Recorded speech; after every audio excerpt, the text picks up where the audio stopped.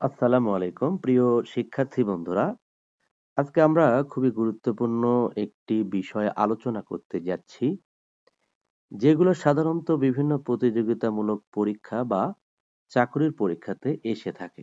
সেটি হলো তারিখ দেখে সহজেই মাস ও বছরের বার নির্ণয়। এক্ষেত্রে আমরা একটি প্রশ্ন এখানে দিয়ে রেখেছি, 2009 সালের 1 জানুয়ারি বৃহস্পতিবার হলে 31 ডিসেম্বর কি বার ছিল? এক্ষেত্রে তো আমাদের গুণে গুণে আসলে বার বের করা সম্ভব নয়।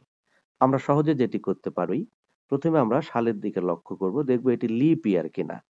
যদি লিপ ইয়ার হয় তাহলে আমরা জানি বছর হবে 366 দিনে, কিন্তু লিপ ইয়ার না হলে হবে 365 দিনে। তো 2009 সালকে আমরা 4 দিয়ে ভাগ করলে দেখব এটা নিঃশেষে বিভাজ্য হবে না, সুতরাং এটি লিপ ইয়ার নয়। তাই 2009 সালে বছর ছিল আমাদের 365 দিনে। এখন ১ জানুয়ারি, তার মানে একদিন এখান থেকে চলে গেছে, আমরা একদিন এখান থেকে বিয়োগ করব। বিয়োগ করলে হবে আমাদের ৩৬৪। যদি আমাদের ৫ জানুয়ারি বলতো, আমরা ৫ বিয়োগ করে দিতাম। এইবার এটাকে আমরা ৭ দিয়ে ভাগ করব, যেহেতু ৭ দিনে ১ সপ্তাহ। ৭ দিয়ে ভাগ করলে ৫ ৭ ৩৫, এবার হচ্ছে ৭ দুগুণে ১৪। তাহলে দেখো আমাদের এখানে কোনো ভাগশেষ থাকছে না। যদি ভাগশেষ না থাকে তাহলে যে বার দিয়ে শুরু হবে আমাদের শেষটা হবে ঠিক সেই বার। তার মানে এখানে ১ জানুয়ারি যদি বৃহস্পতিবার হয়, ৩১ ডিসেম্বরও হবে আমাদের বৃহস্পতিবার। কিন্তু যদি আমাদের ভাগশেষ ১ থাকতো তাহলে বৃহস্পতিবারের পরের দিন অর্থাৎ শুক্রবার হইতো। যদি ভাগশেষ ২ থাকতো তাহলে হয়তো শনিবার। আশা করি এই বিষয়টি তোমরা বুঝতে পেরেছো। চলো আমরা আরো কিছু উদাহরণ দেখি। এখানে আমরা আরেকটি উদাহরণ দিয়েছি, ২০২৪ সালের ৮ জানুয়ারি সোমবার হলে ৩১ ডিসেম্বর কি বার হবে?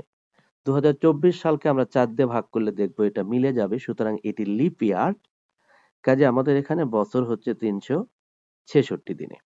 ৮ জানুয়ারি, তার সুতরাং আমরা এখান থেকে ৮ বিয়োগ করব। ৮ বিয়োগ করলে আমাদের ৮ আছে, কত হলে ১৬ হয়? ৮ হলে হাত থাকলো ১, আমাদের যদি আমরা এটা বিয়োগ করলাম। এটাকে আমরা কত দিয়ে ভাগ করব? আমরা ৭ দিয়ে ভাগ করব। ৭ দিয়ে ভাগ করলে আমাদের হয় ৫ ৭ ৩৫, আমরা ৮ কেটে আনলাম, একবার গেল আমাদের, হলো ৭ একে ৭, তাহলে বাঁচলো আমাদের কত? ১। এখন দেখো ৮ জানুয়ারি যদি আমাদের সোমবার হয় তাহলে ৩১ ডিসেম্বর কি হয়?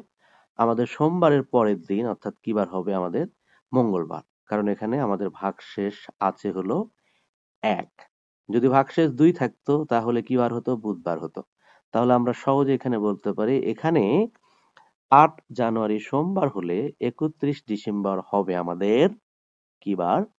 মঙ্গলবার।